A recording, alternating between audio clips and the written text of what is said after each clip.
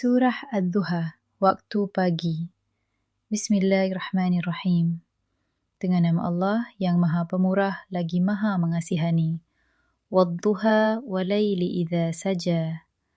Demi waktu duha dan malam apabila ia sunyi sepi. Tuhanmu, wahai Muhammad, tidak meninggalkanmu dan ia tidak benci kepadamu sebagaimana yang dituduh oleh kaum musyrik. Dan sesungguhnya, kesudahan keadaanmu adalah lebih baik bagimu daripada permulaannya.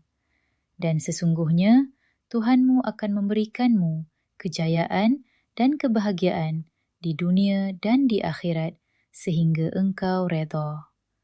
Bukankah dia mendapati engkau yatim piatu, lalulah memberikan perlindungan?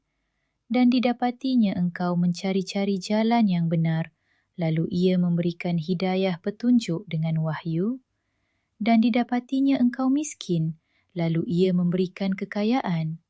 Oleh itu, adapun anak yatim, maka janganlah engkau berlaku kasar terhadapnya.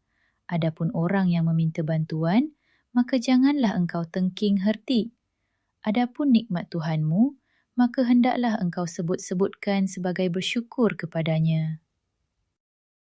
Ad-Duha bermaksud waktu pagi.